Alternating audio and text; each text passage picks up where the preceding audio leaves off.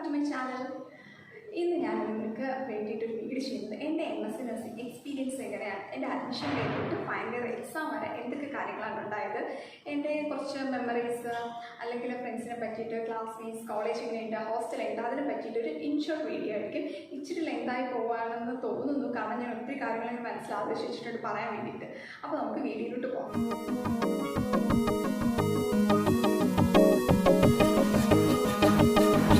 Admission day എന്ന് ഓർക്കുമ്പോൾ തന്നെ ഇന്ന് എനിക്കൊരു കുളിര് വരുവാണ്. കാരണം നമ്മൾ ഒത്തിരി ആഗ്രഹിച്ചൊരു കാര്യം നമുക്ക് കിട്ടുമ്പോൾ അതിന് വല്ലാത്തൊരു മധുരം ഉണ്ടല്ലേ, അല്ലെങ്കിൽ സന്തോഷമുണ്ട്. എൻ്റെ ലൈഫിലൊരു ഡ്രീമായിരുന്നു, ഞാൻ BSc നഴ്സിംഗ് പഠിക്കുമ്പോഴേ എൻ്റെ മനസ്സിലൊരു ഡ്രീമായിരുന്നു MSc നഴ്സിംഗ് എടുക്കണമെന്ന്. അപ്പോൾ റാങ്കൊക്കെ എന്നോട് വിളിച്ച് പറഞ്ഞത് ശ്രീദേവി ചേച്ചിയായിരുന്നു, എൻ്റെ ക്ലാസ്മേറ്റാണ്. കാരണം എന്ന് പറഞ്ഞാൽ എനിക്കന്ന് വീട്ടിലായിരുന്നു, നെറ്റൊന്നും കിട്ടത്തില്ല, നെറ്റ് ഇഷ്യൂസ് ഉള്ളതുകൊണ്ട് ചേച്ചിയാണ് റാങ്ക് വിളിച്ച് പറഞ്ഞത്. ഞാനൊരു 10-നകത്തൊക്കെ കിട്ടണം എന്ന് വിചാരിച്ചാണ് പഠിച്ചത്. പക്ഷേ 26 ആയിരുന്നു എൻ്റെ റാങ്ക്. കുഴപ്പമില്ല, എന്നാലും ഇഷ്ടപ്പെട്ട കോളേജിൽ സബ്ജക്റ്റൊക്കെ കിട്ടുമെന്നതിൽ ഒരു സന്തോഷം ഉണ്ടായിരുന്നു. അത് കഴിഞ്ഞ് അലോട്ട്മെൻറ്റ് വന്നു. അലോട്ട്മെൻറ്റ് വന്ന് 2-3 ദിവസം കഴിഞ്ഞ് കോളേജിൽ ജോയിൻ ചെയ്യാൻ വേണ്ടിയിട്ട് കോളേജിൽ നിന്ന് കോൾ ഉണ്ടായിരുന്നു. അങ്ങനെ 2-3 ദിവസം കഴിഞ്ഞ് കോളേജിൽ പോയിട്ട് അഡ്മിഷനൊക്കെ എടുത്തു. അഡ്മിഷൻ എടുക്കാൻ ഞാനും അമ്മയും കൂടെയാണ് പോയത്. ഞാനും അമ്മയും അനിയത്തിയും കൂടെയാണ് പോയത് അഡ്മിഷൻ ഡേക്ക് വേണ്ടിയിട്ട്. അവിടെ പോയി കുറച്ച് ഫോംസൊക്കെ ഉണ്ടായിരുന്നു, അതൊക്കെ ഫില്ല് ചെയ്ത് കൊടുത്തു. അത് കഴിഞ്ഞിട്ട് പ്രിൻസിപ്പൽ മാഡത്തിനെ കാണാനുണ്ട്. പ്രിൻസിപ്പൽ മാഡത്തിനെ കണ്ട് അതുപോലെ തന്നെ സർട്ടിഫിക്കറ്റ് എല്ലാം നമ്മുടെ സർട്ടിഫിക്കറ്റ് വെരിഫൈ ചെയ്ത് അവർ വാങ്ങി വെച്ചായിരുന്നു. നമ്മുടെ പഠിപ്പിക്കുന്ന മാഡംസ് എല്ലാം സർട്ടിഫിക്കറ്റ് വെരിഫിക്കേഷൻ ഉണ്ടായിരുന്നു. ആദ്യമൊക്കെ എല്ലാവരെയും കാണുമ്പോൾ ഒരു അമ്പരപ്പായിരുന്നു, ഇതിങ്ങനെയാണോ അതെങ്ങനെയാണോ അങ്ങനെയൊക്കെ കുറച്ച് ഇതൊക്കെ ഉണ്ടായിരുന്നു. അത് കഴിഞ്ഞിട്ട് എനിക്ക് ഹോസ്റ്റലിൽ നിൽക്കണം എന്നുള്ളത് കൊണ്ട് ഹോസ്റ്റലിൽ പോയിട്ട് അവിടെയും ഫോം ഫില്ല് ചെയ്ത് കൊടുത്തു. നമുക്ക് ബെഡ് റൂം വേണമെന്നൊരു ഫോം ഫില്ല് ചെയ്തു. ആയിരുന്നു അഡ്മിഷൻ ഡേറ്റ് നടന്നത്. അതുപോലെ തന്നെ അഡ്മിഷൻ ഡേയുടെ കാര്യം പറയുമ്പോൾ എൻ്റെ റൂംമേറ്റായ അനുവിനെ ഞാൻ മീറ്റ് ചെയ്തിരുന്നത് അഡ്മിഷൻ ഡേയുടെ അന്നാണ്. പക്ഷെ അനുവ് ഭയങ്കര ചാടായിരുന്നു കേട്ടോ. അനു മിണ്ടത്തൊന്നുമില്ല, പെട്ടെന്ന് അങ്ങ് മിങ്കിളാകുന്ന ടൈപ്പല്ലായിരുന്നു. അപ്പോൾ അനുവാണെങ്കിൽ അധികം മിണ്ടിയൊന്നുമില്ല. ഞാൻ ജസ്റ്റ് നോക്കിയെന്ന് വെച്ചാൽ നമ്മൾ സബ്ജക്റ്റ് എഴുതുമല്ലോ, അപ്പോൾ പീഡിയാട്രിക്സ് ഒന്ന് അനു എഴുതുന്നുണ്ട്, എൻ്റെ അടുത്ത് നിന്നാണ് അനു ഫീൽ ചെയ്തത്. അപ്പോൾ അതുകൊണ്ട് ഞാനത് ശ്രദ്ധിച്ചു, അന്ന് അനുവിനെ ശ്രദ്ധിച്ചിട്ടുണ്ടായിരുന്നു. പിന്നെ വേറെ ആരെയും ഓർമ്മയിൽ അത്ര കിട്ടുന്നില്ല. അങ്ങനെ കണ്ടു. അത് കഴിഞ്ഞിട്ട് വീട്ടിലോട്ട് പോയി. അപ്പോൾ ഇത്രയാണ് അഡ്മിഷൻ ഡേറ്റ് സംഭവിച്ചത്. First day in my college. എനിക്ക് ഫസ്റ്റ് ഡേ ഞാൻ കോളേജിൽ പോകുന്നത് എനിക്കൊരു അനുഭവം എന്ന് പറഞ്ഞാൽ ഫസ്റ്റ് ഡേ സ്കൂളിൽ പോകുന്നൊരു ഫീലായിരുന്നു. കാരണം 2 വർഷം കഴിഞ്ഞ് കോളേജ് ലൈഫ് കഴിഞ്ഞ് BSc കഴിഞ്ഞ് 2 വർഷം കഴിഞ്ഞാണ് MSc ജോയിൻ ചെയ്യുന്നത്. അപ്പോൾ പുതിയ സ്റ്റുഡൻസ്, പുതിയ മാഡംസ്, പുതിയൊരു അറ്റ്മോസ്ഫിയർ, പിന്നെയും ഒരു ഹോസ്റ്റൽ, അങ്ങനെയുള്ള കുറേ പുതിയൊരു അനുഭവങ്ങളായിരുന്നു. പിന്നെ കോളേജിൽ കൊണ്ടുവിടാൻ പപ്പ വന്നിട്ടില്ലായിരുന്നു, അമ്മ അനിയത്തിയായിരുന്നു. പപ്പയ്ക്ക് കട തുറക്കേണ്ടതുള്ളതുകൊണ്ട് അങ്ങനെ കുറച്ച് ബുദ്ധിമുട്ടൊക്കെ ഉള്ളതുകൊണ്ട് പപ്പ വന്നില്ല. അമ്മ അനിയത്തി തന്നെയാണ് വന്നത്. ഞങ്ങൾ രാവിലെ ബസ്സിലൊക്കെ കയറി ഉള്ള ബാഗ് എല്ലാം എടുത്തിട്ട് കുറച്ച് ഹോസ്റ്റലിൽ നിൽക്കണം, കുറച്ച് നൈറ്റ് ഡ്രസ്സ്, അങ്ങനെ ബുക്ക്, ടെസ്റ്റ്, നമുക്ക് അറിയത്തില്ലല്ലോ എന്തൊക്കെയാണ് അവിടെ ആവശ്യമുള്ളത്. അപ്പോൾ കുറേ BScക്ക് പഠിച്ച പീഡിയാട്രിക്സിൻ്റെ ടെസ്റ്റ്, റിസർച്ച്, അങ്ങനെയുള്ള കുറേ ടെസ്റ്റൊക്കെ ഞാൻ ഓൾറെഡി എടുത്തിട്ട് വന്നിട്ടുണ്ടായിരുന്നു. പിന്നെ നമ്മൾ ഹോസ്റ്റലിൽ നിൽക്കുമ്പോൾ ഓൾറെഡി +2 കഴിഞ്ഞപ്പോൾ തൊട്ട് 5-6 വർഷം കൂടെ ഹോസ്റ്റലാണ്. അതുകൊണ്ട് ഹോസ്റ്റലിൽ സാധനങ്ങളൊക്കെ അറിയണ്ടായിരുന്നു. അങ്ങനെ അതെല്ലാം പാക്ക് ചെയ്താണ് ഇങ്ങോട്ട് പോകുന്നത്. ഫസ്റ്റ് ഡേ PT മീറ്റിംഗ് ആയിരുന്നു ആദ്യം ഉണ്ടായിരുന്നത്. എല്ലാവരും നമ്മുടെ പാരൻസ് എല്ലാവരും ഉണ്ട്, മാഡംസ് എല്ലാവരും ഉണ്ട്. വിത്ത് പ്രിൻസിപ്പൾ നിർമ്മല മാഡം, അപ്പുറത്തെ പ്രിൻസിപ്പൽ മാഡം ഇപ്പോൾ റിട്ടയർഡായി. എല്ലാവരുടെയും ഇൻട്രൊഡക്ഷനാണ്. വന്നിട്ട് എൻ്റെ പേര് ആൻസിറ്റിയും, child health nursing and speciality, വീട് നെയ്യാറ്റിക്കര, കൂടെ വന്നത് അമ്മയും അനിയത്തിയാണ്. ഇങ്ങനെ ഒരു ഇൻട്രൊഡക്ഷൻ ഉണ്ടായിരുന്നു. കുറച്ച് പേരൊക്കെ മലയാളത്തിൽ പറഞ്ഞു, ഞാൻ മലയാളത്തിൽ പറഞ്ഞു, കുറച്ച് പേർക്ക് ഇംഗ്ലീഷിലൊക്കെ പറഞ്ഞിട്ടുണ്ടായിരുന്നു. അങ്ങനെ എല്ലാവരെയും കണ്ടു. അപ്പോൾ ഒരു സ്പെഷ്യാലിറ്റി പറഞ്ഞു, നമ്മുടെ പീഡിയാട്രിക് സ്പെഷ്യൽ, നമ്മളിങ്ങനെ പീഡിയാട്രിക് സ്പെഷ്യാലിറ്റി കൊള്ളാം, അങ്ങനെയായിരുന്നു. അത് കഴിഞ്ഞ് അന്ന് ക്ലാസ്സൊന്നും ഉണ്ടായിരുന്നില്ല. അത് കഴിഞ്ഞിട്ട് ഞങ്ങൾ എല്ലാവരെയും ഇൻട്രൊഡക്ഷനൊക്കെ കഴിഞ്ഞിട്ട് ക്ലാസ്സൊന്നും ഉണ്ടായിരുന്നില്ല. അത് കഴിഞ്ഞ് എനിക്ക് ഹോസ്റ്റലിൽ നിൽക്കണമെന്നുകൊണ്ട് ബാഗും എല്ലാം കൊണ്ട് ഹോസ്റ്റലിലോട്ട് തിരിച്ചു. ഹോസ്റ്റൽ ഓൾറെഡി പറഞ്ഞിട്ടുണ്ടായിരുന്നില്ല, ഫോം ഫില്ലൊക്കെ ചെയ്ത് കൊടുത്തോണ്ട് വേറെ ബുദ്ധിമുട്ടൊന്നും ഉണ്ടായിരുന്നില്ല. നേരെ ഹോസ്റ്റലിലോട്ട് പോയിട്ട് അതിൻ്റെ റൂമൊക്കെ അലോക്കേറ്റ് ചെയ്തിരുന്നു. അപ്പോഴത്തേക്ക് ഞാൻ ഫസ്റ്റ് ഡേ അഡ്മിഷൻ ഡേറ്റ് കേട്ട കുട്ടി എൻ്റെ റൂമിലാണ്. അപ്പോൾ ഞാനും അനുവായിരുന്നു ഫസ്റ്റ് റൂംമേറ്റ്സ്. അപ്പോൾ ഇത്രയായിരുന്നു അഡ്മിഷൻ ഡേയും first day in my college. വലിയ സംഭവവികാസങ്ങളൊന്നുമില്ല, ചെറിയ ചെറിയ കാര്യങ്ങളായിട്ട് അങ്ങ് ഫസ്റ്റ് ഡേയും കഴിഞ്ഞ് പോയി. അങ്ങനെ ഹോസ്റ്റലിൽ ഫസ്റ്റ് ഫ്ലോറിലായിരുന്നു കേട്ടോ എൻ്റെ റൂം. ഞങ്ങളുടെ റൂമിൽ നിന്ന് പുറത്തോട്ട് നോക്കുമ്പോഴത്തേക്കും ഞങ്ങളുടെ കോളേജ് കാണാൻ പറ്റും. ആ രീതിയിലായിരുന്നു റൂം. പക്ഷേ ഒരു പ്രശ്നം ഉണ്ടായിരുന്നു, രാത്രി ഫസ്റ്റ് ഡേ ഉറങ്ങിയിട്ടേ ഇല്ല. മെഡിക്കൽ കോളേജല്ലേ, ആംബുലൻസിൻ്റെ വിളിയായിട്ട് ഉറങ്ങിയിട്ടില്ല. ഫുള്ള് ഇച്ചിരി ഒന്ന് ചരിഞ്ഞടക്കും, പിന്നെയും സൗണ്ട് കേൾക്കും, പിന്നെ ഇങ്ങോട്ട് തിരി അങ്ങോട്ട് തിരി, അങ്ങനെ ഫസ്റ്റ് ഡേ ഉറങ്ങാത്തൊരു ദിവസമായിരുന്നു. ഞാനും അതെ അനുവും അതെ. റൂം മാറിക്കിടന്നതിൻ്റെ കുറച്ച് ഇഷ്യൂസൊക്കെ ഉണ്ടായിരുന്നു. പക്ഷേ ഹോസ്റ്റൽ അടിപൊളി ഹോസ്റ്റൽ. അവിടെ പഴയ 4-8 രീതിയിൽ നമ്മുടെ ഹോസ്റ്റലിന് അടുത്തൊരു കുളം, ഒത്തിരി ചെടികൾ, പുറത്തൊരു ഹരിതവർണ്ണമയമായ ഒരു സ്ഥലമായിരുന്നു ഹോസ്റ്റൽ കാണുമ്പോഴേ നല്ല ട്രഡീഷണൽ ടച്ചപ്പാണ്. അങ്ങനെ ഒരു അടിപൊളി ഹോസ്റ്റലായിരുന്നു. ഹോസ്റ്റൽ എനിക്ക് ഒരുപാട് ഇഷ്ടമാണ്. അത് കഴിഞ്ഞിട്ട് ഹോസ്റ്റൽ റൂം ഇപ്പോൾ 3-4 രൂപ തോന്നിപ്പോൾ. അത് കഴിഞ്ഞ് ഞങ്ങളുടെ റൂമിൽ രണ്ടുപേരും കൂടെ വന്നു, ഇന്ദുവും സൽമ ചേച്ചിയും. അത് കഴിഞ്ഞ് പിന്നെ രണ്ടുപേരും പോയി. ഇപ്പോൾ ഞാനും പിന്നെയും തനിച്ചാണ് റൂമിൽ. അപ്പോൾ ഇത്രയൊക്കെയാണ് ഹോസ്റ്റൽ ജീവിതം. ഹോസ്റ്റൽ ജീവിതം അടിപൊളിയായിട്ട് പോകണം. മാസത്തിലൊരിക്കൽ ഫീസ്റ്റൊക്കെ ആയിട്ട് ചിക്കൻ ബിരിയാണിയും ഐസ്ക്രീമും അങ്ങനെ അടിപൊളിയായിട്ട് ഹോസ്റ്റൽ ലൈഫ് അങ്ങോട്ട് പോകണം. നല്ല ഹോസ്റ്റലാണ്. ഹോസ്റ്റൽ നിൽക്കാൻ പേടിയുള്ള ഒരുപാട് പേര് കാണുമല്ലേ. BSc ഒക്കെ ഫസ്റ്റ് ഇയർ നിൽക്കുമ്പോഴാണ് കുറേ ഇഷ്യൂസ്. എൻ്റെ ഓർമ്മയിലൊരു കാര്യം ഞാൻ പറയാം. ഞാനിവിടെ MSc ഞാൻ ക്ലാസ് തുടങ്ങി 1-2 മാസം കഴിഞ്ഞിട്ടാന്ന് തോന്നി GLM ഫസ്റ്റ് ഇയേഴ്സിന് അഡ്മിഷൻ വന്നു. അപ്പോൾ ഒരു കുട്ടിയാണെങ്കിൽ ഭയങ്കര കരച്ചിൽ, വഴിയിരുന്ന് ഭയങ്കര കരച്ചിലാണ്. അമ്മയോട് കരച്ചിൽ പറയണം, എനിക്ക് ഹോസ്റ്റൽ നിൽക്കാൻ പറ്റില്ല, അമ്മ എന്നെ കൂടെ കൊണ്ടുപോയി, എന്നെ കൂടെ കൊണ്ടു. അപ്പം ഞാനിങ്ങനെ വലിയ ഷിഫ്റ്റ് ചെയ്തിട്ടുണ്ടായിരുന്നു. അയ്യോ മോളെ ഒന്നുമില്ല, നമുക്കിപ്പോൾ നിന്നാൽ പിന്നെ വീട്ടിൽ പോകാൻ തോന്നില്ല. നമ്മൾ ഫസ്റ്റ് ഇയർ കറഞ്ഞുകൊണ്ടാണ് വരുന്നതെങ്കിൽ 4th ഇയർ കറഞ്ഞുകൊണ്ടായിരിക്കും പോകുന്നത്. ഫ്രണ്ട്സിനെയൊക്കെ വിട്ടിട്ട് പോകുമ്പോൾ ഭയങ്കര വിഷമമുള്ള കാര്യമാണ്. 4 വർഷത്തെ ഫ്രണ്ട്സ് എന്നൊക്കെ പറയാൻ എത്രയും ചാൻസ് ആയിരിക്കും നമ്മുടെ എപ്പോഴും അവരുടെ വൈകിട്ട് നമ്മുടെ കൂടെ ഉള്ളത്. വീട്ടുകാരെക്കാളും നമ്മുടെ കൂടെ സ്പെൻഡ് ചെയ്യുന്ന ഫ്രണ്ട്സ് ആണല്ലേ. അപ്പോൾ ആ ഒരു ഹോസ്റ്റൽ ലൈഫ് സത്യം പറഞ്ഞാൽ അതൊന്ന് എൻജോയ് ചെയ്യണം. ഒരാളുടെ ജീവിതത്തിൽ 1 വർഷമെങ്കിലും ഹോസ്റ്റലിൽ നിന്ന് ആ ലൈഫ് എങ്ങനെയാണ് എക്സ്പീരിയൻസ് ചെയ്യണം എന്നാണ് ഞാൻ പറയുന്നത്. നമുക്ക് കുറേ കാര്യങ്ങൾ പുതുതായിട്ട് പഠിക്കാൻ പറ്റും ഹോസ്റ്റൽ ലൈഫിലുണ്ട്. അപ്പോൾ ഇത്രയൊക്കെയാണ് എൻ്റെ ഈ കോളേജ് ഹോസ്റ്റൽ. പിന്നെ ഹോസ്റ്റലിൽ പറയുമ്പം കുറച്ച് മാരീഡ് ആയിട്ടുള്ള ചേച്ചിമാരൊക്കെ ഉണ്ട്. അപ്പോൾ MSc നഴ്സിംഗ് പഠിക്കണമെങ്കിൽ ഇച്ചിരി നമുക്ക് ദൂരെയുള്ള കോളേജൊക്കെ കിട്ടുവാണെങ്കിൽ ഫാമിലി സപ്പോർട്ട് ഇമ്പോർട്ടൻ്റ് ആയിട്ടൊരു കാര്യമാണ്. നമുക്ക് ഫാമിലി സപ്പോർട്ട് ഉണ്ടെങ്കിൽ മാത്രമേ പഠിക്കാൻ പറ്റും. കാരണം നമ്മുടെ ഡ്യൂട്ടി ടൈംസൊക്കെ അങ്ങനെയാണ്. അതുപോലെ ഹോസ്റ്റലൊക്കെ നിൽക്കേണ്ടി വരുവാണെങ്കിൽ ഫാമിലി സപ്പോർട്ടാണ്. കുഞ്ഞുങ്ങളെയൊക്കെ നമ്മുടെ അമ്മമാരും പപ്പമാരൊക്കെ നോക്കണം. അപ്പോൾ അതുപോലെ ഒരു ഫാമിലിയാണ്. ഇപ്പോൾ ഹസ്ബൻഡ് വീട്ടിലെ ഫാമിലിയാണ്. അതുപോലെ ഒരു ഫാമിലി ഉണ്ടെങ്കിൽ മാത്രമേ നമുക്ക് പഠിക്കാൻ പറ്റൂ. എൻ്റെ ക്ലാസ്സിലുള്ള എല്ലാവർക്കും അത്രയും സപ്പോർട്ടുള്ള ഫാമിലിയാണ്.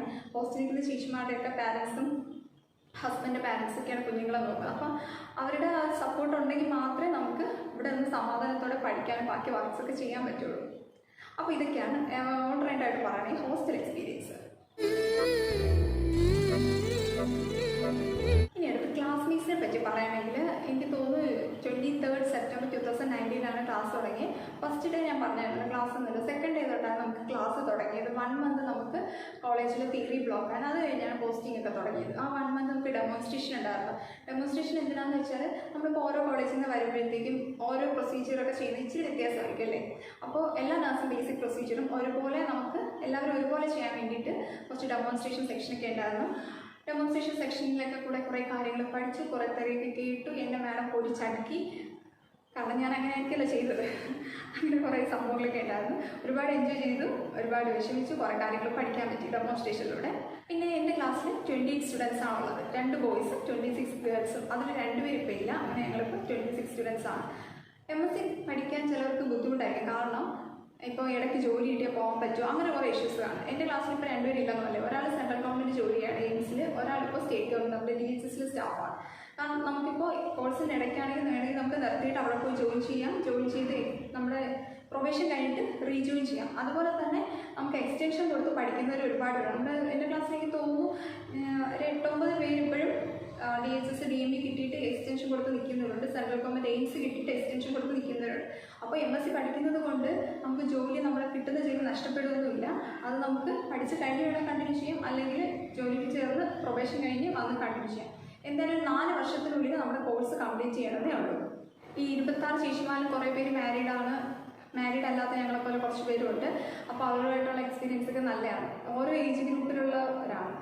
ഒരു 95 തൊട്ട് എനിക്ക് തോന്നുന്നു ഒരു 85-ൽ കൂടുതൽ ഇയറിൽ ജനിച്ചവർ ഞങ്ങളുടെ ക്ലാസ്സിലുണ്ട്. അപ്പോൾ എല്ലാവരുമായിട്ടൊരു മിങ്കിൾ ചെയ്യുന്നൊരു ഫാമിലി പോലെ ഒരു ഫീലിംഗ് ആണ്. കുറേ ചേച്ചിമാരൊക്കെ നല്ല സപ്പോർട്ടാണ്. നമുക്ക് കുറേ കാര്യങ്ങൾ പറഞ്ഞു തരും. ഇപ്പോൾ നമ്മളിപ്പോൾ അവരെക്കാളും പ്രായം കുറയുമ്പോൾ ഞങ്ങൾ ചെയ്യുന്ന കുറേ കാര്യങ്ങളൊക്കെ ആണ്. കുറേ പുസ്തകങ്ങളായാലും കുറേ തെറ്റുകുറ്റങ്ങളൊക്കെ അതൊക്കെ ഭയങ്കര ഉപദേശമാണ്. കുറേ പേര് ഭയങ്കര സപ്പോർട്ട്. നമുക്കിപ്പോൾ ഒരു വയ്യായികയൊക്കെ വരുവാണെങ്കിൽ അവർ വിളിച്ചിറക്കി അന്വേഷിക്കും. നമ്മുടെ സ്വന്തം ചേച്ചിമാരില്ലേ, ആ ഒരു കെയർ തരുന്ന ഒരുപാട് പേരുണ്ട്. ഇപ്പോൾ കോവിഡ് ആയതുകൊണ്ട് ഒരുപാട് മിസ് ചെയ്യുന്ന ഒന്നാണ് ക്ലാസ്. നമ്മുടെ കേക്ക് കട്ടിങ്, ബർത്ത്ഡേക്ക് എല്ലാവരും കേക്ക് കട്ട് ചെയ്യുന്നു, ക്ലാസ്സിൽ സെമിനാർ എടുക്കുന്നു, കുറേ പേര് ഉറങ്ങുന്നു. അങ്ങനെയുള്ള കുറേ രസകരമായ സംഭവങ്ങൾ നമ്മൾ ക്ലാസ് കാണാൻ നഷ്ടപ്പെടുന്നുണ്ട് അല്ലേ. അപ്പോൾ എനിക്ക് മാത്രമല്ല ഏത് കോളേജ് സ്റ്റുഡൻസിനായാലും, ഇപ്പം ആർട്സ് കോളേജായാലും ശരി, പ്രൊഫഷണൽ കോളേജായാലും ശരി, നമ്മൾ ക്ലാസ്സിൽ ഇരുന്ന ആ ഒരു എക്സ്പീരിയൻസ് നമുക്ക് ഓൺലൈനിൽ എത്ര പറഞ്ഞാലും കിട്ടത്തില്ല. ആ ഒരു ക്ലാസ്സിൽ ഒരുപാട് മിസ് ചെയ്യുന്ന കാര്യങ്ങളുണ്ട്. വൈറ്റ് ക്ലാസ്സിൽ സംസാരം, ലഞ്ച്, കേക്ക് കട്ടി, അങ്ങനെ കുറേ കാര്യങ്ങളുണ്ട്. അതൊക്കെ മിസ് ചെയ്താലും ഇപ്പോൾ കോവിഡല്ലേ, നമുക്കതുമായിട്ട് അഡ്ജസ്റ്റ് ചെയ്യാൻ പറ്റും. അതുകൊണ്ട് ഉള്ള സൗകര്യം കൊണ്ട് അങ്ങനെ പോകും. അപ്പോൾ ഇത്രയാണ് ക്ലാസ്മേറ്റ്സിനെ പറ്റി പറയാനുള്ളത്. ഞാൻ പറഞ്ഞിരുന്നത് എൻ്റെ സ്പെഷ്യാലിറ്റി ചൈൽഡ് ഹെൽത്ത് നഴ്സിംഗ് ആണ്. ഞങ്ങൾക്ക് ചൈൽഡ് ഹെൽത്ത് നഴ്സിംഗിൽ 8 പേരാണുള്ളത്. പിന്നെ മെഡ് സെർച്ചിൽ 8 പേരാണുള്ളത്. OPGയിൽ മാത്രം 4 പേര്. പിന്നെ കമ്മ്യൂണിറ്റി ഹെൽത്ത് നഴ്സിംഗിൽ 8 പേര്. ഇങ്ങനെയാണ് സ്പെഷ്യാലിറ്റിയിലെ സ്റ്റുഡൻസിൻ്റെ നമ്പർ. ഇതിൽ OBGക്ക് കഴിഞ്ഞ വർഷം തൊട്ട് 3 എക്സ്ട്രാ സീറ്റ് കൂടെ കൊടുത്തിട്ടുണ്ട്. എക്കണോമിക്കലി ഉള്ള ഒരു പുതിയൊരു കോട്ട വന്നല്ലോ, അപ്പോൾ അതിൽ നിന്ന് കൊടുത്തതാണ് 3 സീറ്റ് എക്സ്ട്രാ. ഇനി നമ്മൾ സബ്ജക്റ്റ് പറയുകയാണെങ്കിൽ നമുക്ക് ഫസ്റ്റ് ഇയർ 4 സബ്ജക്റ്റാണുള്ളത്. Advanced nursing practice. Advanced nursing practice എന്ന് പറയുന്ന ഒന്നുമല്ല, നമ്മുടെ മെഡിക്കൽ സർജിക്കൽ കുറേ കണ്ടീഷൻസ്, പിന്നെ നഴ്സിംഗ് തിയറി, അതൊക്കെയാണ് അഡ്വാൻസ്ഡ് നഴ്സിംഗ് പ്രാക്ടീസിലുള്ളത്. പിന്നെ നഴ്സിംഗ് എഡ്യൂക്കേഷൻ. നഴ്സിംഗ് എഡ്യൂക്കേഷൻ നമ്മൾ BSc പഠിക്കുന്ന കാര്യങ്ങളാണ് കൂടുതലും, അതിനെ കുറച്ച് ഡീപ്പായിട്ട് പഠിക്കുന്നതേ ഉള്ളൂ. പിന്നെ ഉള്ളത് നഴ്സിംഗ് റിസർച്ച്. റിസർച്ച് നമുക്കറിയാലോ, BSc പഠിക്കുന്ന തേർഡ് ഇയർ പഠിക്കുന്ന കാര്യങ്ങൾ കുറച്ചുകൂടി ഡീപ്പായിട്ട് പഠിക്കുന്നു. പിന്നെ എൻ്റെ സ്പെഷ്യാലിറ്റി ചൈൽഡ് ഹെൽത്ത് നഴ്സിംഗ് ആണ് നമ്മുടെ ഓരോ സ്പെഷ്യാലിറ്റി, അതാണ് 4ാമത്തെ സബ്ജക്റ്റ്. ഈ ടെസ്റ്റ് കാണുന്നുണ്ടോ? ഈ ടെസ്റ്റാണ് ഷെഡ്യൂൾ പി ബഷീർ ടെസ്റ്റാണ് നമ്മൾ AMPക്ക് ഫോളോ ചെയ്യുന്നത്. ഈ ടെസ്റ്റ് ഫോളോ ചെയ്യാറുണ്ട്, നവദീപ് എന്നൊരു ടെസ്റ്റ് ഫോളോ ചെയ്യുന്നുണ്ട്. അപ്പോൾ ഈ ടെസ്റ്റ് നമ്മുടെ സിലബസിൽ ഏകദേശം എല്ലാ കാര്യങ്ങളും ഇതിൽ ഇൻക്ലൂഡ് ആണ്. എന്നാലും ഞങ്ങളുടെ മാഡംസ് പറയുന്നത് ഇതിനെ മാത്രം ഡിപ്പെൻഡ് ചെയ്യരുത്, നമ്മുടെ ബാക്കി കണ്ടീഷൻസ് ഒക്കെ നോക്കാം. നഴ്സിംഗ് തിയറിക്ക് വേണ്ടിയിട്ട് സെപ്പറേറ്റ് ടെസ്റ്റ് ഉണ്ട്. അതുപോലെ തന്നെ ഓരോ കണ്ടീഷൻസിന് വേണ്ടിയിട്ട് നമ്മൾ ബ്രെഡ് ലോയിസ് അതൊക്കെ ഉപയോഗിക്കത്തില്ല. അപ്പോൾ ആ ടെസ്റ്റ് കൂടെ വെച്ച് പഠിക്കാനാണ് പറയുന്നത്. എന്നാലും എക്സാം പോയിന്റ് ഓഫ് വ്യൂ നമുക്ക് ഓടിച്ചൊന്ന് നോക്കാൻ വേണ്ടിയിട്ട് ഈ ടെസ്റ്റ് നമുക്ക് ഹെൽപ്ഫുൾ. ഇതുപോലെ തന്നെ നവദീപ് കുറേ കയ്യിലുണ്ടായിരുന്നു, അപ്പോൾ ഇപ്പോൾ ആ ടെസ്റ്റ് വീട്ടിലാണ്. ഇനി നഴ്സിംഗ് എഡ്യൂക്കേഷൻ്റെ ടെസ്റ്റ് വീട്ടിലാണ് കേട്ടോ. അതിന് നമ്മൾ ഉപയോഗിക്കുന്ന ജസ്പ്രീത് കൗർ ടെസ്റ്റ് ഉണ്ട്. അതും ഞാൻ പറഞ്ഞ പോലെ നമ്മുടെ സിലബസ് അനുസരിച്ചുള്ളതാണ്, നല്ല ടെസ്റ്റാണ്. ഞാൻ അത് വെച്ചിട്ടാണ് പഠിച്ചത്. അതുപോലെ തന്നെ നമ്മുടെ സുധ ശങ്കരനാരായണ ആ ടെസ്റ്റ് ഇല്ല, അതൊക്കെ റെഫർ ചെയ്യുക എക്സ്ട്രാ പോയിന്റ്സിന് വേണ്ടിയിട്ട്. പിന്നെ ഇത് നഴ്സിംഗ് റിസർച്ച് ഇത് ശർമ്മയുടെ സുരേഷ് കെ ശർമ്മയുടെ 2nd എഡിഷനാണ്. ഞാൻ BScക്ക് പഠിച്ച ടെസ്റ്റ് തന്നെയാണ്. അതുകൊണ്ട് MScക്ക് പുതിയ എഡിഷൻ വന്നിട്ടുണ്ട്, പക്ഷേ പുതിയ ടെസ്റ്റ് വാങ്ങിയില്ല. എക്സ്ട്രാ പോയിന്റ്സ് ഒക്കെ ഉണ്ടെങ്കിൽ ഇതിലൂടെ എഴുതി ചേർക്കുകയാണ് ചെയ്തിട്ടുള്ളത്. കാരണം നമ്മൾ ഒരിക്കൽ പഠിച്ച കാര്യം പിന്നെയും അത് വെച്ച് തന്നെ പഠിക്കുമ്പോൾ റിവിഷൻ പോലെ ആവുമല്ലോ, അപ്പോൾ ഒരുപാട് ഹെൽപ്ഫുൾ ഉണ്ടായിട്ടുണ്ട്. നല്ല ടെസ്റ്റാണ്. അതുപോലെ തന്നെ ഇപ്പോൾ കൂടുതൽ കാര്യങ്ങൾ ചിലതൊക്കെ എല്ലാ കാര്യങ്ങളും ഇതിൽ കുറച്ച് കാര്യങ്ങളൊക്കെ മിസ്സിംഗ് ആണ്. അപ്പോൾ നമ്മൾ ക്വാളിറ്റി നോക്കുമായിരുന്നു. ഞങ്ങളുടെ ജോലിമേട് എപ്പോഴും പറയാറുണ്ട് ക്വാളിറ്റി നോക്കി പഠിക്കണമെന്ന്. അതിൻ്റെ കുറച്ച് നോട്ടൊക്കെ അത് നോക്കിയിട്ട് എഴുതിയിട്ടുണ്ട്. പിന്നെ ചില വേറെ ഒരുപാട് ടെസ്റ്റ് ഉണ്ട് നഴ്സറീസ്. നമ്മുടെ ലൈബ്രറി സൂപ്പർ ലൈബ്രറിയാണ്, ഒരുപാട് ടെസ്റ്റ് റെഫറൻസിന് വേണ്ടിയിട്ടാണ് നമുക്ക് വീട്ടിൽ കൊണ്ടുപോകാനായിട്ടുള്ള നോക്കാനുള്ള ടെസ്റ്റുകൾ ഒരുപാട് ടെസ്റ്റ് ഉണ്ട്. അപ്പോൾ അതിലെനിക്ക് ഡയഗ്രാം ഒക്കെ എഴുതി പഠിക്കുന്നതാണ് കൂടുതൽ ഇഷ്ടം. അപ്പോൾ ഡയഗ്രാം ഒക്കെ നോക്കാൻ വേണ്ടിയിട്ട് ഒരുപാട് ടെസ്റ്റ് റെഫർ ചെയ്ത് ഡയഗ്രാം ഒക്കെ ഞാൻ ഈ ടെസ്റ്റിന് പലയിടത്ത് വരച്ച് വെച്ചിട്ടുണ്ട്. ഈ ടെസ്റ്റ് നമ്മുടെ പീഡിയാട്രിക്സിൽ എനിക്ക് തോന്നുന്നത് BScക്കാർ ഉപയോഗിക്കുന്ന ടെസ്റ്റാണ്. സത്യം പറഞ്ഞാൽ BSc ബേസാണ്. എന്നാലും നമുക്ക് പെട്ടെന്നൊരു എക്സാമിന് വേണ്ടിയിട്ട് നോക്കാൻ വേണ്ടിയിട്ട് ഹെൽപ്ഫുള്ളി പാഞ്ചാലി പാലതാണ് ടെസ്റ്റിൻ്റെ പേര്. ഞാൻ ഈ ടെസ്റ്റ് എടുത്തിട്ട് ഇതിൻ്റെ കൂടെ പോയിന്റ്സ് ആഡ് ചെയ്താണ് പഠിക്കുന്നത്. അതായത് വോംസ്, പിന്നെ നെൽസൺ ടെക്സ്റ്റ് ബുക്ക്, പീഡിയാട്രിക്സ് ഒക്കെ ഫേമസ് ടെക്സ്റ്റ് ബുക്കാണല്ലോ. അപ്പോൾ അതൊക്കെ അതും റെഫറൻസ് ചെയ്തിട്ട് എക്സ്ട്രാ പോയിന്റ്സിൽ ഇതിൽ ആഡ് ചെയ്യും. അല്ലെങ്കിൽ ഇതിലില്ലാത്തതാണെങ്കിൽ ഇല്ലാത്ത കണ്ടീഷൻസ് ഒക്കെ നോട്ട് കൂടുതൽ എഴുതി വയ്ക്കുമായിരുന്നു. അങ്ങനെയാണ് പഠിക്കുന്നത്. ഇത് ബേസിക് ആയിട്ട് എന്ന് പറഞ്ഞാൽ നമുക്ക് എക്സാം പോയിന്റ് ഓഫ് വ്യൂ മാത്രം ഇങ്ങനെ ജസ്റ്റ് പാസ്സാണ് എന്നുള്ളവർക്ക് ഇത് പഠിക്കാം. അല്ലാതെ ഡിസ്റ്റിങ്ഷനൊക്കെ വാങ്ങണം, ക്ലാസ് ഫസ്റ്റ് ആണ്, റാങ്ക് ഹോൾഡറൊക്കെ ആണവർക്ക് ഇത് പറ്റുന്ന ടെസ്റ്റ് അല്ല. അതിന് ഓക്സോ നെൽസൺ ടെക്സ്റ്റ് ബുക്ക് പീഡിയാട്രിക്സിൻ്റെയൊക്കെ നോട്ട് കൂടെ വയ്ക്കണം. ഞാൻ ഇതും വെച്ച് ആദ്യം കൂടെ വെച്ചിട്ടാണ് പഠിച്ചിട്ടുള്ളത്. ഇത്രയാണ് സ്പെഷ്യാലിറ്റിയും നമ്മുടെ 4 സബ്ജക്റ്റും ഞങ്ങൾ യൂസ് ചെയ്ത് പഠിക്കുന്ന ടെസ്റ്റ്. ഇത്രയും ടെസ്റ്റ് മാത്രമല്ല കേട്ടോ, ഒരുപാട് ടെസ്റ്റ് IMC സിലബസ് അനുസരിച്ച് ഒരുപാട് ടെസ്റ്റ് അവൈലബിൾ ആണ്. നമ്മൾ ലൈബ്രറിയിലൊക്കെ പോയി നോക്കാം. ലൈബ്രറിയിലൊക്കെ പോകുമ്പോഴത്തേക്ക് നമുക്ക് ചില ടെസ്റ്റ് നമുക്ക് കാണുമ്പോൾ ഇത് കൊള്ളാം, ഇത് വെച്ച് നമുക്ക് പഠിക്കാം എന്ന് തോന്നുന്ന ടെസ്റ്റുകളില്ല. അങ്ങനെയുള്ള ടെസ്റ്റുകളൊക്കെ നമുക്ക് പഠിക്കാം. നന്നായിട്ട് പഠിക്കുകയാണെങ്കിൽ MSc വലിയ കാര്യമൊന്നുമല്ല. ഒരുവിധം പഠിക്കുന്നവർക്കൊക്കെ MSc നന്നായിട്ട് എക്സാം പാസ്സാകാൻ പറ്റും. അതുപോലെ കുറച്ച് എഫേർട്ട് നമ്മൾ ഇടുകയാണെങ്കിൽ നല്ല മാർക്ക് സ്കോർ ചെയ്യാൻ പറ്റും. നമ്മുടെ MSc നഴ്സിംഗ് എന്ന് പറഞ്ഞാൽ ഒഴിച്ചു കൂടാൻ പറ്റാത്ത MSc നഴ്സിംഗിൻ്റെ കൂടെ ചേർന്നിരിക്കുന്ന ഒരാളാണ് ഹോസ്പിറ്റൽ ഡ്യൂട്ടീസ്. ഞാൻ ആദ്യമേ പറഞ്ഞു ഞങ്ങൾക്ക് ഫസ്റ്റ് 1 മന്ത് പോസ്റ്റിംഗ് ഇല്ലായിരുന്നു, 2nd മന്ത് തൊട്ടാണ് തുടങ്ങിയത്. ഫസ്റ്റ് SIT പോസ്റ്റിംഗ് ആയിരുന്നു. പീഡിയാട്രിക്സ് ആയതുകൊണ്ട് സ്പെഷ്യാലിറ്റി പോസ്റ്റിംഗ് ആണ് കേട്ടോ ആദ്യം തുടങ്ങിയത്, SIT പോസ്റ്റിംഗ്. അതിനോട് വേറൊരു എയിം കൂടെ ഉണ്ടായിരുന്നു, നമുക്ക് റിസർച്ച് പ്രോബ്ലം ഐഡൻറ്റിഫൈ ചെയ്യുക. റിസർച്ച് പ്രോബ്ലം നമ്മൾ കണ്ടുപിടിക്കുക നമ്മുടെ പേഴ്സണൽ എക്സ്പീരിയൻസിലൂടെ നമുക്ക് കണ്ടുപിടിക്കാമല്ലോ. അപ്പോൾ അതിന് വേണ്ടിയിട്ടായിരുന്നു നമുക്കൊരു എക്സ്പോഷറിന് വേണ്ടിയിട്ട് റിസർച്ച് പ്രോബ്ലം കൂടെ കണ്ടുപിടിക്കാൻ വേണ്ടിയിട്ട് പോസ്റ്റിംഗ്. പക്ഷേ റിസർച്ച് പ്രോബ്ലം കണ്ടുപിടിച്ചെന്ന് ചോദിച്ചാൽ കുറച്ച് കാര്യങ്ങൾ കണ്ടിട്ടാണ്, അവിടെ നിന്ന് കണ്ട കാര്യങ്ങൾ വെച്ചിട്ടുകൂടെയാണ് ഞാൻ പ്രോബ്ലം ഐഡൻറ്റിഫൈ ചെയ്തത്. ഞാൻ അടിപൊളി നമുക്ക് ആ ഫസ്റ്റത്തെ എക്സ്പീരിയൻസ്. SIT ഹോസ്പിറ്റൽ നമുക്ക് പണ്ട് തൊട്ടേ നമ്മൾ കുഞ്ഞുനാളിൽ കേട്ട് വരുന്നൊരു ഹോസ്പിറ്റലിൽ SIT ഹോസ്പിറ്റൽ. ഒരുപാട് അസുഖങ്ങളുള്ള കൂമ്പാരം എന്ന് വേണമെങ്കിൽ പറയാം. കാരണം ഞാൻ BScക്കോ പഠിച്ചപ്പോഴോ MSc എൻട്രൻസിന് പ്രിപ്പയർ ചെയ്തപ്പോഴോ കണ്ടിട്ട് പോലും ഇല്ലാത്ത, കേട്ടിട്ട് പോലും ഇല്ലാത്ത ഒരുപാട് അസുഖങ്ങൾ. ഇങ്ങനെ നമ്മുടെ ഒരു ടെക്സ്റ്റ് ബുക്ക് എന്ന് വേണമെങ്കിൽ പറയാം ആ ഹോസ്പിറ്റലിൽ. മാഡംസ് പറയാം, നിങ്ങൾ ഹോസ്പിറ്റലിൽ പോയിട്ട് കണ്ട് പഠിച്ചാൽ മതി, അത് മതി നിങ്ങൾക്ക് എക്സാം എഴുതി ജയിക്കാൻ. സത്യമാണ്. SIT ഹോസ്പിറ്റലിലൊക്കെ വന്നാൽ നമ്മൾ പീഡിയാട്രിക്സിൽ കേട്ടിട്ടില്ലാത്ത അസുഖങ്ങൾ വരെ, അല്ലെങ്കിൽ നമ്മുടെ ബുക്കിലുള്ള എല്ലാ അവിടെ കാണാൻ പറ്റും. പക്ഷെ കാണുന്നത് സങ്കടമുള്ള കാര്യമാണല്ലേ, നമ്മുടെ കുഞ്ഞു മക്കൾ അസുഖം വന്ന് കാണുന്നത് സങ്കടമാണ്. എന്നാലും നമ്മുടെ ഒരു എഡ്യൂക്കേഷണലി രീതിയിൽ പറയുവാണെങ്കിൽ എല്ലാ ഡിസോർഡറും നമുക്ക് അവിടെ കാണാൻ പറ്റും, കണ്ട് മനസ്സിലാക്കി പഠിക്കാൻ പറ്റും. അതാണ് SIT ഹോസ്പിറ്റലിൻ്റെ എനിക്ക് തോന്നിയൊരു കാര്യം. SIT ഹോസ്പിറ്റലിൽ കഴിഞ്ഞിട്ടാണ് ഞങ്ങളുടെ MCH പോസ്റ്റിങ്ങിനെ പറ്റി പറയാതിരിക്കാൻ വയ്യ. ഈ പോസ്റ്റിങ്ങിൻ്റെ ടൈമിംഗ് ഞാൻ പറഞ്ഞില്ലല്ലേ, രാവിലെ 8 to 1 പോസ്റ്റിംഗ് ആണ്. അത് കഴിഞ്ഞ് 2 to 4 നമുക്ക് ക്ലാസ് ആയിരുന്നു. ക്ലാസ് കഴിഞ്ഞിട്ട് 4 to 5 ലൈബ്രറി, 5 to 7:30 പിന്നെയും പോസ്റ്റിംഗ്. ഇതാണ് ഡ്യൂട്ടി ടൈമിംഗ്. അതായത് രാവിലെ 8 മണിക്ക് പോയാൽ വൈകിട്ട് 7:30 നമുക്ക് തിരിച്ചു വരാൻ പറ്റും. പക്ഷേ ഞങ്ങൾക്ക് ഒരു മാർച്ച് വരെയൊക്കെ ഇങ്ങനെ ഉണ്ടായിരുന്നു. അത് കഴിഞ്ഞാൽ നമ്മുടെ കോവിഡ് മെല്ലെ എത്തിയത്.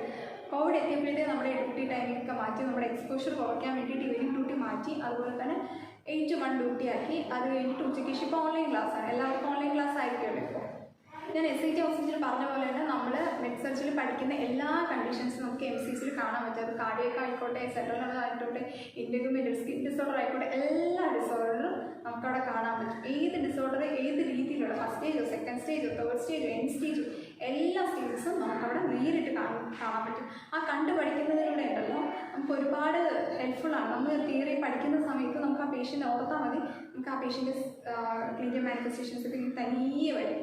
അത്രയും പെക്യുലർ ഫീച്ചേഴ്സുള്ള പേഷ്യൻസാണ് അവിടെ ഉള്ളത്. ഡ്യൂട്ടി നമുക്ക് ഭയങ്കര ടൈറ്റ് ഡ്യൂട്ടിയാണ്. SIT ആയാലും MCH ആയാലും. SIT-യേക്കാൾ MCH ആണെന്ന് തോന്നുന്നു എനിക്ക് ഒരു ടഫസ്റ്റ് ജോബ്. കാരണം അഡൽട്ട് പേഷ്യൻ്റ് ഒത്തിരി പേഷ്യൻ്റാണ്. അതുകൊണ്ട് നമ്മളീ പറയത്തില്ലേ, മെഡിക്കൽ കോളേജിൽ നമ്മൾ ചാളടക്കിയിട്ടിരിക്കുന്ന ഒരു കൺസെപ്റ്റ് നമ്മൾ കുഞ്ഞിനെ പറയത്തില്ലേ, ആ ഒരു അനുഭവം തന്നെയാണ്. അവിടുത്തെ സ്റ്റാഫിനൊക്കെ ആണെങ്കിൽ അത്രത്തോളം വർക്ക് ലോഡാണ്. നമുക്കിപ്പം അവിടെ SIT-യിൽ MCH-യിലൊക്കെ ഒരു സ്റ്റാഫാണെങ്കിൽ എന്തോ വേണം, വലിയ ജോലി കിട്ടി എന്നൊക്കെ ഒരു കൺസെപ്റ്റാണ് നാട്ടിലുള്ളത്. പക്ഷേ അങ്ങനെയല്ല, അവിടെ പോയി ജോലി ചെയ്യുമ്പോഴേ അറിയാമോ അതിൻ്റെ അത്രത്തോളം കഷ്ടപ്പെട്ടാണ് അവർ ജോലി ചെയ്യുന്നത്, അവർ അത്രത്തോളം ഡെഡിക്കേറ്റഡ് ആയിട്ടാണ് ജോലി ചെയ്യുന്നത്. അപ്പോൾ ഇങ്ങനെയായിരുന്നു ഡ്യൂട്ടി ടൈമിങ്സ്. ഇപ്പോൾ കുറച്ച് റിലാക്സേഷൻ നമുക്കുണ്ട് സത്യം പറഞ്ഞാൽ. പക്ഷേ ആദ്യത്തെ കാലത്ത് ഇതുമായിട്ട് അഡ്ജസ്റ്റ് ചെയ്യാൻ ഭയങ്കര പാടായിരുന്നു. പിന്നെ ഒത്തിരി പേര് ഇതൊന്നും അറിഞ്ഞുകൂടാതെ വന്നു. എൻ്റെ ഇടയിൽ നൈറ്റ് ഡ്യൂട്ടി ഒക്കെ ഉണ്ട് കേട്ടോ. എല്ലാ ദിവസവും ഇല്ല, നമുക്ക് ഒരു സ്പെഷ്യൽ AMBക്ക് ഒരു ഷെഡ്യൂൾ ഉണ്ടായിരുന്നു. അതുപോലെ തന്നെ അഡ്മിനിസ്ട്രേഷന് ഒരു ഷെഡ്യൂളാണ്, സെക്കൻഡ് ഇയർ ആണ് കേട്ടോ. അതുപോലെ സ്പെഷ്യാലിറ്റിക്ക് നൈറ്റ് ഉണ്ടായിരുന്നു. നമുക്ക് പിന്നെ കോവിഡിൻ്റെ ടൈം ആയിട്ട് കോവിഡ് ഡ്യൂട്ടിയൊക്കെ വന്നതുകൊണ്ട് ആ നൈറ്റ് നമുക്ക് ഒഴിവാക്കി തന്നിട്ടുണ്ടായിരുന്നു.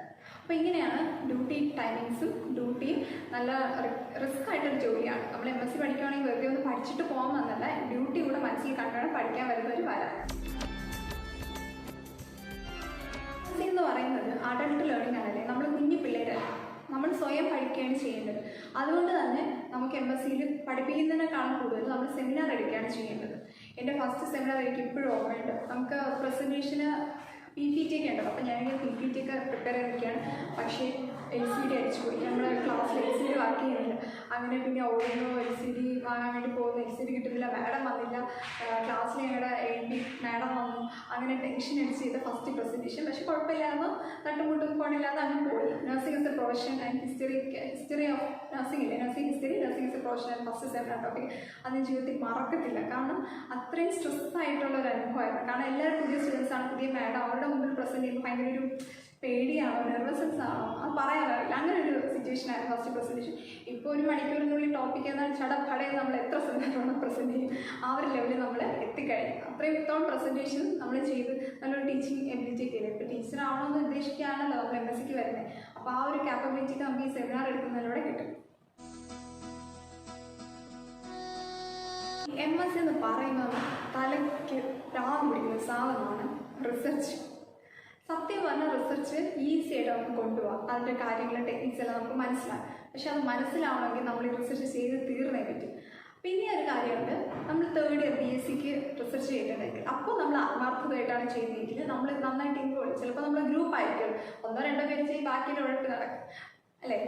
അപ്പോൾ അവിടെ നമ്മളൊരു സ്ട്രോങ് ആയിട്ട് നിന്ന് ചെയ്തിട്ടുള്ള ഒരാളാണെങ്കിൽ നമുക്ക് അതിൽ കുറേ കാര്യങ്ങൾ നമുക്ക് മനസ്സിലാവും.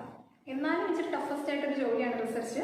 നമ്മൾ പക്ഷേ അത് നന്നായിട്ട് കൊണ്ടുപോയാൽ നമ്മൾ ഗൈഡ് പറയുന്നതനുസരിച്ച് നമ്മൾ പോവുകയാണെങ്കിൽ നമുക്ക് നന്നായിട്ട് ഫിനിഷ് ചെയ്യാൻ പറ്റും. ഇപ്പോൾ ഞാൻ സെക്കൻഡ് ഇയർ തീരാറായി, 4 മാസം കൂടെ ഉള്ളൂ. ഇപ്പോൾ നമ്മുടെ അനാലിസിസിൻ്റെ ടൈമാണ്. അപ്പോൾ അനാലിസിസിൻ്റെ കാര്യങ്ങളൊക്കെ ഇങ്ങനെ നടക്കുന്നു. ഇപ്പോൾ നമ്മൾ റിസർച്ചിൻ്റെ പ്രോബ്ലം സെലക്ട് ചെയ്യുന്നത് ഒട്ടും തന്നെ വലിയൊരു കടമ്പയാണ്. നമ്മൾ ചെയ്യുന്ന പ്രോബ്ലം നമുക്ക് ചെയ്യാൻ പറ്റുന്നതായിരിക്കണം. അങ്ങനെ കുറേ കാര്യങ്ങളുണ്ട്. അത് നിങ്ങൾ വന്ന് അത് അനുഭവിച്ചാൽ മനസ്സിലാവും. പറഞ്ഞ് എക്സ്പ്രസ് ചെയ്യുന്നതിനേക്കാൾ അവിടെ വരുമ്പോഴേ ആ സിറ്റുവേഷൻ നിൽക്കുമ്പോഴേ മനസ്സിലാവും. അപ്പോൾ എനിക്ക് പ്രോബ്ലം കിട്ടി, കുഴപ്പമില്ല, ഇങ്ങനെ ഓരോ ഇതായിട്ട് കടന്നു പോയി. നമ്മളിപ്പോൾ അനാലിസിസ് ഒക്കെ എത്തി എന്തായാലും 3 ദിവസം കഴിഞ്ഞ് നമ്മുടെ ബുക്ക് നമ്മൾ സബ്മിറ്റ് ചെയ്യും. ബുക്കൊക്കെ സബ്മിറ്റ് അങ്ങോട്ട് ചെയ്തിരിക്കുമ്പോൾ ആശ്വാസമാണ്. ഓരോ കടമ്പ കടക്കുമ്പോഴേക്കും കഴിഞ്ഞല്ലോ, അങ്ങനെ ഒരു സമാധാനമാണ്. റിസർച്ച് ഒന്നും പേടിക്കാനൊന്നുമില്ല, അതൊക്കെ തട്ടിമുട്ടി എല്ലാവരുടെയും കൂടെ ഓൺ ദ ഫ്ലോ അങ്ങ് പൊക്കോളും, അത്രേ ഉള്ളൂ റിസർച്ച്. അത് റിസർച്ച് പേടിച്ചാലും MS പഠിക്കാതിരിക്കില്ല. നിങ്ങൾക്ക് പഠിക്കാൻ പറ്റുന്ന ഒരു സംഭവമാണ് MS. ഞാൻ നേരത്തെ പറഞ്ഞില്ല, ഒരുവിധം പഠിക്കുന്നവർക്കൊക്കെ ഉഴപ്പി നടക്കാം. എനിക്ക് ഉഴപ്പല്ല, ഒരുവിധം ഉഴപ്പി നടന്നാലും ഒരിന്ന് വേണമെന്ന് വെച്ചാൽ ഇച്ചിരിയൊക്കെ ഇത് പഠിച്ച് നമുക്ക് പഠിച്ചെടുക്കാൻ പറ്റുന്ന ഒരു കാര്യമാണ് MS. ഒരുപാട് എന്തോ സ്ട്രെയിനൊന്നും തരുന്നില്ല, ചെറിയ സ്ട്രെസ്സും സ്ട്രെയിനും അതെല്ലാ കോഴ്സും കാണും, അത്രയേ ഉള്ളൂ. അല്ലാതെ എനിക്ക് ഒരുപാട് ഇഷ്ടപ്പെട്ടു MS ചെയ്യുന്നതും MSക്ക് വന്നതും ഇപ്പോൾ പഠിക്കുന്നതും എല്ലാം എനിക്ക് ഇഷ്ടപ്പെട്ടു. എനിക്ക് ഒരുപാട് സ്ട്രെസ്സായിട്ടുള്ള ചില സമയത്ത് നമുക്ക് സ്ട്രെസ്സായിരിക്കും, അത് നമ്മൾ കുറച്ച് കഴിഞ്ഞ് ഈ സമയം കടന്നു പോകും അല്ലേ. ഇതൊക്കെ നമ്മൾ അനുഭവിച്ചാൽ നമുക്കൊരു സർട്ടിഫിക്കറ്റ് കിട്ടത്തുള്ളൂ. അപ്പോൾ അതൊക്കെ ആയിട്ട് കോപ്പപ്പ് ചെയ്ത് അങ്ങ് പോകും. ഫ്രണ്ട്സ് എന്ന് പറഞ്ഞതിനേക്കാളും ഞങ്ങൾ ഫ്രണ്ട്സ് ഗ്രൂപ്പിനൊരു പേരിട്ടിട്ടുണ്ട്, KP, കട്ട പ്രൊഫഷണൽസ്. കട്ടയാണെന്ന് വെച്ചാൽ കട്ടയാണ്, പ്രൊഫഷണൽസ് ആണ് പ്രൊഫഷണൽസ് ആണ്. എല്ലാവരും ഫ്രണ്ട്സാണെന്ന് വെച്ചാൽ എല്ലാവരും ഫ്രണ്ട്സാണ്. എല്ലാവരും 28 പേരൊക്കെ ഉള്ളൂ. അപ്പോൾ നമ്മൾ എല്ലാവരും തമ്മിൽ നല്ലൊരു IPR പേഴ്സണൽ റിലേഷൻഷിപ്പ് അത് മെയിൻറ്റെയിൻ ചെയ്യണമല്ലോ. നമ്മൾ നഴ്സിംഗിൽ അതാണ് പഠിക്കുന്നത്. എല്ലാവരും ഹോസ്റ്റലിലായാലും ഡേ സ്കോളേഴ്സ് ആയാലും എല്ലാവരും നല്ലൊരു കണക്ഷൻ ഞാൻ മെയിൻറ്റെയിൻ ചെയ്യുന്നുണ്ട് എല്ലാവരും. പക്ഷേ ചില ഫ്രണ്ട്സ് നമുക്ക് കുറച്ചുകൂടെ നിയർസ് ടു ഹാർട്ട് എന്നൊക്കെ പറയുന്നത്, അങ്ങനെ ഒരു കുറച്ച് ഫ്രണ്ട്സാണ് ഈ KPയിലുള്ളത്. ഈ പാതിരാത്രിയായാലും എപ്പോൾ വിളിച്ച് എന്താവശ്യം, ഇപ്പോൾ പൈസയ്ക്കാണോ ആവശ്യം, എന്തെങ്കിലും അസൈൻമെൻറ്റ് ഹെൽപ്പ് ചെയ്യാനാണോ, എന്താവശ്യം ഉണ്ടെങ്കിൽ ഇപ്പോൾ എന്തെങ്കിലും പുറത്ത് സാധനം വാങ്ങാൻ പോകണം, എന്താവശ്യം ഉണ്ടെങ്കിൽ നമുക്ക് എപ്പോൾ വേണം വിളിച്ച് പറയാൻ പറ്റുന്ന ഫ്രണ്ട്സാണ്. സത്യം പറഞ്ഞാൽ ഇവരില്ലാത്ത ഒരു കോളേജ് ഡേ എനിക്ക് സങ്കല്പിക്കാൻ പറ്റത്തില്ല. അഞ്ജലി ചേച്ചി ആയാലും ഷഹനയ്ക്ക് ആയാലും ചേട്ടനായാലും ശ്രീ ആയാലും എല്ലാവരും ക്ലോസ് ടു മൈ ഹാർട്ടാണ്. ഏത് കോളേജിലായാലും ഏത് ക്ലാസ് ആയാലും നമുക്ക് കുറച്ച് ഫ്രണ്ട്സാണ്. അപ്പോൾ ഫ്രണ്ട്സ് ഇല്ലാത്തൊരു ദിവസം നമുക്ക് സങ്കല്പിക്കാൻ പറ്റും. അതുപോലെയാണ് എനിക്ക് എൻ്റെ ലൈഫിൽ എനിക്ക് കിട്ടിയതൊരു അസറ്റാണെന്ന് തോന്നുന്നു ഈ ഫ്രണ്ട്സ്. അത് പറ്റുന്നിടത്തോളം കാലമൊന്നുമല്ല, ലൈഫ് ലോങ് എന്ന് ഞാൻ മെയിൻറ്റെയിൻ ചെയ്യാൻ ശ്രമിക്കും. അപ്പോൾ ഇവരുള്ളത് കൊണ്ട് MSc ഒന്ന് അടിച്ച് പൊളിച്ച് തകർത്ത് പോകാൻ പറ്റി. അങ്ങനെ ഫ്രണ്ട്സൊക്കെ ആയിട്ട് അടിച്ച് പൊളിച്ച് തകർത്ത് ഡ്യൂട്ടിയൊക്കെ ചെയ്ത് വരുന്നപ്പോഴാണ് ആ കോവിഡ് ഇങ്ങോട്ട് വന്നത്. കോവിഡ് വന്നതോടെ ഞങ്ങളുടെ പല പ്ലാനിങ്സ് തളർന്നു, ഞങ്ങളുടെ പ്രോഗ്രാംസ് എല്ലാം പോയി. അങ്ങനെ കുറേ പ്രശ്നങ്ങൾ കോവിഡ് കാണുന്നു. പിന്നെ കോവിഡ് ഡ്യൂട്ടി ടൈമിങ്സ് ഒക്കെ മാറ്റി, ഈവനിങ് ഡ്യൂട്ടിയൊക്കെ എക്സ്പോഷറൊക്കെ മാറ്റി തന്നു. പിന്നെ ആ സമയത്ത് കുറേ ഓഫൊക്കെ കിട്ടി, അതൊക്കെ ഒരുപാട് എൻജോയ് ചെയ്തു ഓഫ് ടൈമിങ്സ്. പിന്നെ ഒരു കോവിഡ് ഡ്യൂട്ടി ഒരു 10 days കോവിഡ് ഡ്യൂട്ടി ഉണ്ടായിരുന്നു. അടിപൊളി കോവിഡ് ഡ്യൂട്ടി, നമുക്ക് സെപ്പറേറ്റ് ഹോസ്റ്റലൊക്കെ ആയിരുന്നു. 2 days കോളേജ് ടീച്ചർ. ഞാൻ നേരത്തെ പറഞ്ഞാൽ ഞങ്ങൾ ഇവിടെ നിന്ന് 2 പേര് പോയത്, അർച്ചന ചേച്ചി ശരണി ചേച്ചി, അവർ 2 പേരുണ്ടായിരുന്നു. അവരാണ് ഞങ്ങളുടെ അമ്മമാരെ പോലെയായിരുന്നു. പായസം ഉണ്ടാക്കി തരുന്നു, ഫുഡ് ഉണ്ടാക്കുന്നു, അത് ഫുഡ് വാരി തരുന്നു. ഞാൻ അത്രത്തോളം ഒരുപാട് എൻജോയ് ചെയ്ത് ഒരു 10 എനിക്ക് തോന്നുന്നു 20 days ഞങ്ങൾ ഹോസ്റ്റലിൽ പറഞ്ഞത്. 10 days ഡ്യൂട്ടി, 10 days കോളേജ്. ആ 20 days സൂപ്പർ ഡേയ്സ് ആയിരുന്നു. ഹോസ്റ്റൽ ലൈഫ് ഞാൻ ഒരുപാട് എൻജോയ് ചെയ്ത ഡേയ്സ് ആയിരുന്നു. അല്ലാതെ അർച്ചനേച്ചി ശാന്തിച്ചി ഒരുപാട് മോട്ടിവേഷൻ തരും. ഒരുപാട് മോട്ടിവേറ്റഡ് ആണ് അർച്ചനേച്ചി, നല്ല മോട്ടിവേറ്റഡ് ആണ്. നമ്മളെ കൊണ്ട് ചെയ്യാൻ പറ്റാത്ത പല കാര്യങ്ങളും നമ്മളെ മോട്ടിവേറ്റ് ചെയ്ത് ചെയ്യിപ്പിക്കും. പക്ഷെ അവർ രണ്ടുപേരും ഒരുപാട് മിസ് ചെയ്യുന്നുണ്ട്. സെക്കൻഡ് ഇയർ ആയപ്പോഴത്തേക്കും 1ാം തരംഗം കഴിഞ്ഞ് 2ാം തരംഗത്തിലൊക്കെ നിൽക്കുന്നു. കോവിഡുമായിട്ട് ഇങ്ങനെ മൽപ്പിടുത്തത്തിൽ ഇങ്ങനെ പൊയ്ക്കൊണ്ടിരിക്കുന്നു. വാക്സിനൊക്കെ എടുത്തു. ക്ലാസ്സിലെല്ലാവരും വാക്സിനേറ്റഡ് ആണ്. 1-2 പേര് ലാക്ടേറ്റും മാത്രം പിന്നെ അലർജിക്കുള്ള 2-3 പോയിട്ട് ബാക്കി എല്ലാവരും വാക്സിനേറ്റ് എടുത്തു. പിന്നെ കുറച്ച് പേർക്കൊക്കെ കോവിഡ് വന്നു എന്ന കഴിഞ്ഞ വർഷം ഫസ്റ്റ് തരംഗത്തിൽ. അങ്ങനെ കുറേ ഇഷ്യൂസൊക്കെ ഉണ്ടാക്കി. അതുപോലെ തന്നെ മാസ്ക് അത് എന്നൊക്കെ കുറേ ഇഷ്യൂസൊക്കെ ഞങ്ങളായിട്ട് ഉണ്ടാക്കി. കുറേ ഇഷ്യൂസൊക്കെ ഞങ്ങൾ ഫേസ് ചെയ്തു. അതെല്ലാം ഞങ്ങൾ മാഡംസൊക്കെ ഒരുപാട് സപ്പോർട്ടായിരുന്നു. കോവിഡ് ഡ്യൂട്ടി ടൈമിൽ Binsy madam, principal madam Binsy madam ഞങ്ങൾക്ക് സ്പെഷ്യൽ പ്രോട്ടീൻ വെച്ച് ഫുഡ് ഞങ്ങൾ മിക്കവാറും ആൻറ്റിമാർ പറയാറുണ്ട്, ഫുഡിലെ മെസ്സിൽ ആൻറ്റിമാർ പറയാറുണ്ട്, ബിൻസി മാഡം വെച്ച് അന്വേഷിച്ച് നിങ്ങൾക്ക് പ്രത്യേകം ശ്രദ്ധിക്കണമെന്ന്, കുറച്ച് കൂടുതൽ ഫുഡ് തരണമെന്ന്, മുട്ടയൊക്കെ ഞങ്ങൾക്ക് എപ്പോഴും കിട്ടുമായിരുന്നു.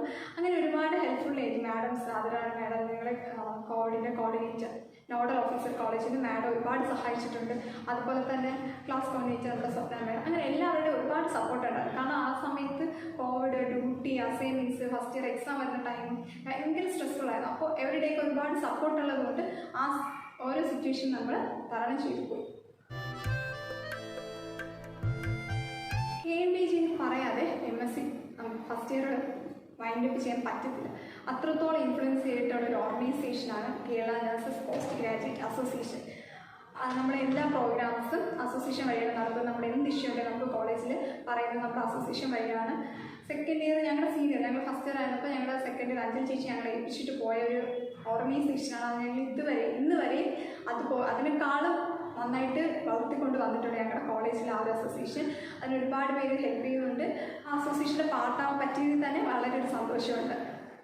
അതുപോലെ തന്നെ നമ്മൾ സ്റ്റൈഫൻഡിനെ കുറിച്ച് ഞാൻ പറഞ്ഞിട്ടുണ്ട്, അത് പറയാം കേട്ടോ. സ്റ്റൈഫൻഡ് ഹൈക്കിനൊക്കെ വേണ്ടിയിട്ട് നമ്മൾ KMBG ഒരുപാട് ആക്ടിവിറ്റീസ് ചെയ്യുന്നുണ്ട്, ഇപ്പോഴും ചെയ്ത് വരുന്നുണ്ട്. അപ്പോൾ നമുക്കിപ്പോൾ സ്റ്റൈഫൻഡ് കൂടിയില്ലെങ്കിൽ നമ്മുടെ വരുന്ന ജൂനിയേഴ്സെങ്കിലും നല്ല സ്റ്റൈഫൻഡോടെ പഠിക്കാൻ പറ്റട്ടെ. അപ്പോൾ ഇത്രയാണ് KMBGയെ പറ്റി പറയാനുള്ളത്. ഒരുപാട് കാര്യങ്ങൾ സത്യം പറഞ്ഞാൽ പറയാനുണ്ട്. നമ്മുടെ ക്രിസ്മസ് സെലിബ്രേഷൻ, നിർമ്മല മേഡത്തിൻ്റെ സെൻറ്റ് ഓഫ്, അതെല്ലാം KMBGയുടെ വഴി നമ്മൾ ഓർഗനൈസ് ചെയ്ത പ്രോഗ്രാംസ്, അതിനെ പറ്റി ഒരുപാട് പറയാനുണ്ട്. പക്ഷേ ടൈം മിനിറ്റ് കാരണം ഞാനതൊക്കെ സ്കിപ്പ് ചെയ്യാം കേട്ടോ. സ്റ്റൈഫൻഡ് ഞാൻ MSc ഗവൺമെൻറ് കോളേജിൽ പഠിക്കണമെന്ന് വിചാരിച്ചതിൻ്റെ ഒരു രണ്ടാമത്തെ റീസണാണ് സ്റ്റൈഫൻഡ്. കാരണം വീട്ടുകാരെ ബുദ്ധിമുട്ടിക്കണം. പ്രൈവറ്റ് കോളേജിൽ അറിയാലോ 1.5 lakh ആണ് പെർ ഇയർ ഫീസ് മാത്രം. പിന്നെ എന്തെല്ലാം കാര്യത്തിൽ നമ്മൾ പൈസ എക്സ്ട്രാ കൊടുക്കണം, book, test, hostel fees, lab, അങ്ങനെ ഒരുപാട് കാര്യങ്ങൾ വേണം അല്ലേ. അപ്പോൾ ഈ സ്റ്റൈഫൻഡ് ഉള്ളത് കൊണ്ട് മാത്രമാണ് എനിക്ക് എന്നാൽ ഞാൻ ഇച്ചിരി മിഡിൽ ഇൻകം ഫാമിലിയാണ്. അപ്പോൾ നമുക്ക് MSc ഇത്രയും പൈസ കൊടുത്തൊന്നും പഠിപ്പിക്കാൻ പറ്റില്ല. ഇപ്പോൾ അല്ലെങ്കിൽ തന്നെ ഹോസ്റ്റൽ ഫീസ് ഇത്രയൊന്നും എൻ്റെ വീട്ടിൽ ഇനി അക്കോമഡേറ്റ് ചെയ്യാൻ പറ്റില്ല. കാരണം BSc പഠിപ്പിച്ചപ്പോൾ തന്നെ ഒരുപാട് പൈസ.